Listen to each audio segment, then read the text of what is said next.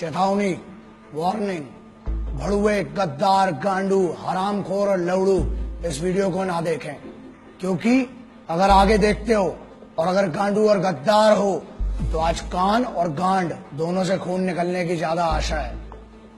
जो इंटेलेक्चुअल्स हैं, जो हाई सोसाइटी के लोग हैं, वो ना देखें। आज तो मिट्टी की कसम है, जो बात करूंगा कड़वी करूंगा, देखना नहीं देखना आपकी मर्जी है। गद्दारों और देशभक्तों के बीच में एक बहुत बड़ी लड़ाई है। तो देशभक्त तो ये थे, अब गद्दार कौन है?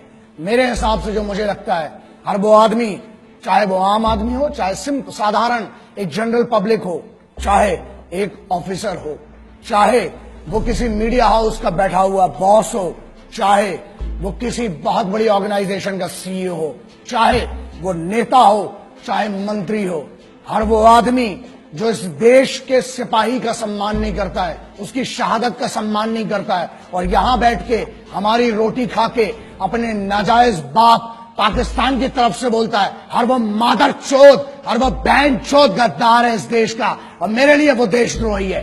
बड़े बड़े जो इंटेलेक्चुअल्स बैठते हैं चैनल पे, और वो भी आदमी, गद्दार कौन है बे? जो यहाँ की फैसिलिटी चाहिए, एजुकेशन यहाँ की चाहिए, हमारा टैक्स पर एक भारत के आम जो नॉर्मल बंदा है, जो मेहनत करता है, मिडिल क्लास का आदमी, उसके टैक्स पर तुमको पढ़ाई चाहिए, और तुम उसके बाद चैनल्स पर बैठ के बहरान बानी जैसे मादर चौदों को, टेररिस्ट एक नहीं जितने आएंगे बहन चौथ गांड में घुसड़ देंगे, उतनों को मारेंगे मादर चौदों को। समझ में आए भाई? उनको जो बैठ के बताते मासूम लोग थे, बहन चौदों पता क्या है तुमको कश्मीर के बारे में? बे अंदर की कंडीशन पता है तुमको?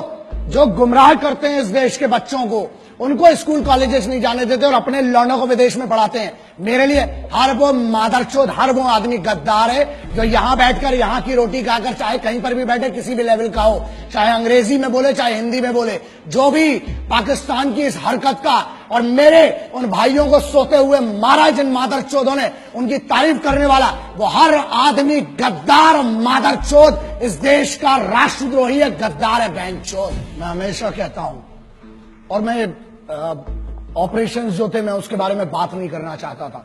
कोई भी ऑनगोइंग ऑपरेशन है, ठीक है, वॉर है, if it is a war zone then there is no problem. तुम हमारे मारोगे, हम तुम्हारे मारेंगे, इक्वालिटी है, युद्ध है। लेकिन यहां पहली बार था कि युद्ध के नियम तोड़े गए, इसलिए बात करना पड़ेगी आज। यार सोते में तुमने हमला किया और सामने से मारो ना बे। तुम्हारी भी इज्जत है, तुम भी सिपाही थे, बहुत पहले इसकी इज्जत कर ली।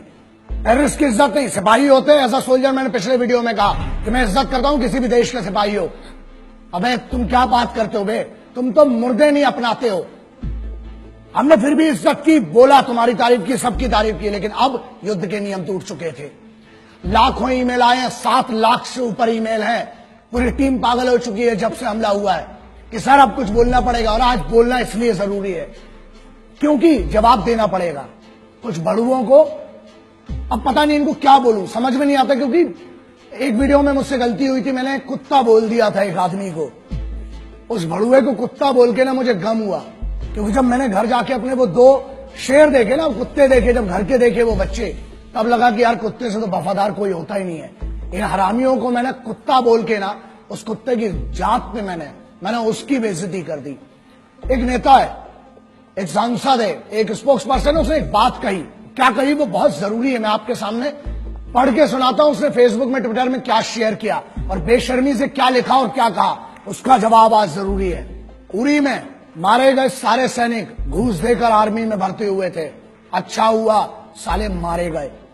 इस पर इतना हाय तौबा क्यों? भारत माता के लिए बोझ बने हुए थे, आतंकियों ने सही काम किया। इस आदमी ने एक दूसरे इंटरव्यू में, एक और आइटम है, एक और है, उसने क्या कहा? उसने ये कहा कि भारत की तरफ से जो सिपाही मरे उरी में, वो शहादत नहीं है। शहीद कौन हुए? जो पाकिस्तान की तरफ से आए। ऐसा है नेताजी, मादरचोद, हमको भी मौका दो ना, तुमको ऐसा इस टाइप का शहीद करने का, बहनचोद। एक काम कर, सजेशन देता हूं, बहुत गांड में गूदा है ना, बोल मत बहनचोद। एक काम कर, अब तेरे पास जो सिक्योरिटी है ना पुलिस की, उनको हटा और बाहर जाओ और एक सिपाही के परिवार से जिसका शहीद हुआ है, उरी की छोड़, कभी भी उसके परिवार से जाके जरा बोल। गांड में घुसड़ देंगे तो पूरी तेरी राजनीति जितनी तेरी चल रही है ना। अबे तेरे को शर्म आना चाहिए। देश का माहौल क्या है बे? आज देश गम में डूबा हुआ है और तुम जैसे भड़ुए मादरचोद, तुम लोग बहनचोद इसको अपनी मीडिया बाइट के लिए, अपनी पब्लिसिटी के लिए, तुम्हें पता है क्या दुख देते हो बे तुम। अबे पिछले हजारों बार बोल चुका हूं, कुछ नहीं दे सकते हो तो मादरचोद इज्जत तो दो कम से कम शहीदों को। सुनो बे झाटू, मंत्री है जो तुम्हारा है ना, जो तुम्हारा पद है, तेरा प्रोटोकॉल नहीं पता है, तेरा ना मेरे पास पूरी ज्यादा डिटेल नहीं है, लेकिन सुन, बहुत गांड में कूदा है, तेरे को बहुत चर्बी है ना। मेरे इसी में ईमेल आईडी आता है, मेरी चैनल का एड्रेस आता है, बहनचोद भेज, वहां पर अपना एड्रेस भेज और अपना नाम भेज। और तेरे को बहुत गर्मी है ना, अबे फौज ना गांड में नीचे डंडा डालेगी, कान से निकालती बहनचोद। अभी फौज के मर्जी, तुमने फौज के भी मार नहीं देखी है ना, अभी तुमने हमारा सम्मान देखा है बहनचोद। तेरे को बहुत गर्मी है, जो तेरे पास पुलिस का कैडर मिला है ना, तो क्या कहता है कि पुलिस के जो है वो, एक और स्टेटमेंट दिया ना इसी आदमी ने कि सोते रहते हैं, है ना। एक और मादरचोद है दूसरा, वो पुराना वाला भड़ुआ साला जिसको अपन ने पहले भी बात किया था हरामी के बारे में। क्या कहता है कि पुलिस और फौज में वही लोग जाते हैं जो अनपढ़ होते हैं या जिनके घर में कोई 1 रुपए का पढ़ा नहीं होता है, और जो लोग सिर्फ और सिर्फ 10वीं 12वीं बड़ी मुश्किल से पास कर पाते हैं, वो लोग जाते हैं। सुन, अब तेरे को बताता हूं, अबे चूतिए मादरचोद, तेरे को पता भी है फौजी होता कौन है? भारत का राष्ट्रपति, भारत का राष्ट्रपति भवन, हर राज्य का मुख्यमंत्री भवन, हर राज्य का सांसद, पार्षद, विधायक, हर राज्य का डेमोक्रेटिक जितना भी बड़ा आदमी हो, हर राज्य का संविधान, मतलब सुप्रीम कोर्ट हो चाहे हाई कोर्ट हो, उसकी सुरक्षा में हर चौक पे खड़ा हुआ एक पुलिस का सिपाही, हर बड़े एस्टेब्लिशमेंट के सामने संतरी बन के खड़ा हुआ एक सिपाही। अबे तेरी औकात नहीं बहनचोद कि तू उनके बराबर का बन सके। वो इस देश को चलाते हैं। तू अगर इन मंचों पे जाके इतनी बड़ी बड़ी बात कर पा रहा है ना, भोसड़ी के इसलिए कर पा रहा है क्योंकि वहां सिपाही हर चौगड्डे पर तेरे लिए खड़े हो, तेरे जैसे मादरचोदों को इतनी परमिशन दे रखी है। यही प्रॉब्लम है। जिस दिन छूट मिलेगी और जिस दिन सही मौका आया, याद रखना गांड में इतना बड़ा सुल्ला जाएगा। बहनचोद, अभी तूने बहुत मोहब्बत देखी और बहुत हुआ सम्मान तुम्हारा मादरचोदों। एक और सेंटेंस बोला इसने बहनचोद ने कि पैसा देके, घूस देके जाते हैं। अबे चूते तेरे पास दिमाग है लौड़े। बात एक्सट्रीम इनसेंसिबिलिटी की, शुद्ध भाषा में चूतियापा बोलते हैं ना जिसको, वो ये इन जैसे बहुत बड़े बड़े होशियारों जो बड़े बड़े यूनिवर्सिटीज में पढ़ रहे हैं, उनका कहना यह है कि फौज में पैसा देके जाते हैं और सोते हैं और राशन खराब करते हैं, राशन खाते हैं फ्री का, है ना। चलो इसका बड़ा सिंपल सा आप समझो, जितनी आपकी समझदारी है ना, अगर पैसा देके जाना है तो फौज में क्यों जाएगा आदमी? मरने के लिए। फौज में क्यों जाता है? फौज में कंफर्टेबल लाइफ नहीं है, तुम्हारे जैसी नहीं है। और बोलते हैं, हाँ एक और बात बोली कि आलसी है जो फौज में जाते हैं, वो लोग आलसी हैं इसलिए सो रहे हैं। बेटा तू बहनचोद, तू अपनी बात कर रहा है, तेरे से तो दाढ़ी बनाता नहीं है रोज बहनचोद, तू क्या आलस की बात करता है बे? एक जगह पे 15 साल से डले हुए तुम जैसे भड़ुए इस देश का राशन खा रहे हो, हमारा टैक्स खा रहे हो, हमारी हर चीज खा रहे हो, उसके बाद बोलते हो बड़ा नेता और यूनियन वाले। बड़ी बात है, तुम जैसे बड़े पदों पे भी जा सकते हैं, लेकिन हमारे लिए पद मैटर नहीं करता बे। इज्जत कमाना अलग बात है, ताकत कमाना अलग बात है। तुम जैसे भड़ुओं की कभी इस देश में इज्जत नहीं होगी। क्यों? क्योंकि इस देश में अगर मंदिर हो, चाहे मस्जिद हो, चाहे गुरुद्वारा हो, चाहे चर्च हो, उसको सुरक्षा कौन देता है? वो है सिपाही। बाहर से जो पाकिस्तान की तरफ से आ रहे हैं वो दुश्मन है, उनसे लड़ना बहुत सरल है। तुम लोग साले जो अंदर गदर मचा के रखी है ना, उसके लिए एकाध में एक दिन बहुत गलत होगा। मैं बहुत कोशिश कर रहा हूं, प्रयास कर रहा हूं कि बचा रहूं, गुस्से में ना आऊं, लेकिन अब लगता है कि अब कुछ ना कुछ, और जिस दिन होगा उस दिन पब्लिकली और बहुत गंदा होगा तुम्हारे साथ। क्यों फौज में जाता है? अबे वो बच्चा जिसको एक गरीब घर से आके पुलिस में या फौज में जाना पड़ता है ना, 3 बजे रात को उठता है वो बच्चा। जब बेंचो तुम लोग पार्टी कर रहे होते हो ना वहां पर अपने कॉलेज में, यूनिवर्सिटीज में और अपने बड़े बड़े भवनों के अंदर, बड़ी बड़ी मैस में जब तुम पार्टी करते हो बेंचो दो, अबे तुमको पता भी है सिपाही होता क्या है। क्योंकि सुनो, प्रॉब्लम यह है हमारे देश में, ना एक नेता का लौंडा आज तक सिपाही बना, ना आज तक ये भोसड़ी के जो यूनियन में बैठे हैं, कोई अमीर का लौंडा आज तक सिपाही नहीं बना। कहां गए वो मादरचोद बड़े बड़े अमीर? अबे भोसड़ी के खेल के लिए समय देने वालों को, मैच जीतने वालों को क्या मिलता है? इनाम मिलता है ना। और वहां जो जान अपनी बॉर्डर पे लगाते हैं, -60 50 में वहां लड़ रहा है आदमी, घूस देके गया, चल माना बहनचोद तेरी बात, चल घूस दे के क्या बहनचोद, तू दे देना मादरचोद, है गाड़ में दम तेरी, तू जा घूस दे के बहनचोद उधर पे, एक दिन की नौकरी कर मादरचोद। अबे आर्मी की और कमांडोज की छोड़, स्पेशल फोर्सेज की बहनचोद, एक दिन मैं देता हूं चैलेंज, अबे तेरी पूरी जिंदगी की पेमेंट दूंगा इन बड़वे मादरचोद गद्दारों की।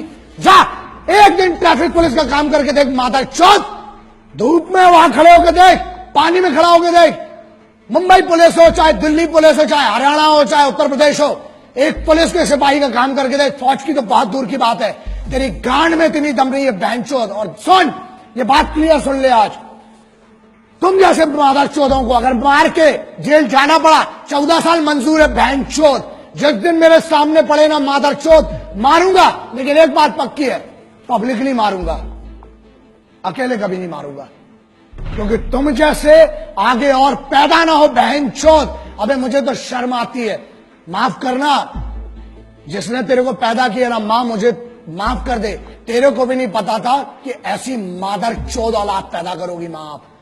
शर्म आती होगी उस मां को भी अपने कोख पे जन्म पे कि ऐसा गद्दार पैदा कर दिया बहनचोद को। सुन मादरचोद, जिस दिन मेरे सामने आया मारूंगा, घसीट घसीट के मारूंगा बहनचोद।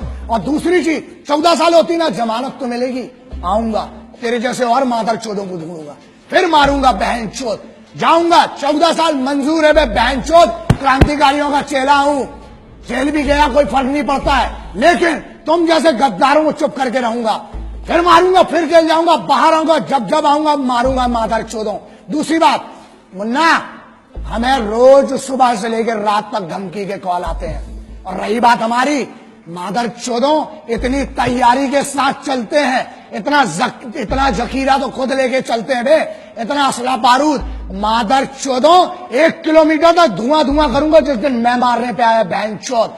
और ये दम बुलेट प्रूफ गाड़ी की नहीं है बीपी की जिसमें बैठ के घूम रहा हूं, गाड़ी के बाहर आने के बाद भी जगह बोल तू बहनचोद, नाम बता उस जगह का, अकेला आऊंगा मादरचोद, ईमेल कर, फोन नंबर ले मेरा, लिख चैनल पे अपना एड्रेस, आऊंगा मारूंगा बहनचोद घुस के तेरे को। लेकिन सुन, तुम जैसे कितने मादरचोदों सिपाहियों के बारे में, उनकी शहादत के बारे में बोलना बंद करो मादरचोदों, वरना मेरे जैसे बहुत पागल है, एक को काटोगे 1000 खड़े होंगे, हर बार पैदा हुए आगे भी होंगे, मार डालूंगा बहनचोद तुम जैसे एक एक को। हिंदुस्तानियों का स्वाभिमान बहुत बड़ा होता है, अभिमान बहुत होता है अपने में। कैसी बच्चों जैसी बातें कर रहे हो तुम लोग, हाँ समझ में नहीं आएगा, बताता हूं। अबे हमारे इधर तो बेवड़े भी होते हैं ना, वो भी गुस्से में एक दूसरे को गुटका नहीं देते हैं, समझ में आ गया। अबे तुम तो कश्मीर मांग बैठे पागलों। दूसरी चीज, हमारे इधर ना, अबे पब्लिक ट्रेन, लोकल ट्रेन में ना, वसई विरार साइड की कोई ट्रेन होती है, उधर अंबाला पटियाला की कोई ट्रेन होती है लोकल ट्रेन, अबे वहां पर लोकल ट्रेन में सीट नहीं देते हैं, तुम तो कश्मीर मांग बैठे।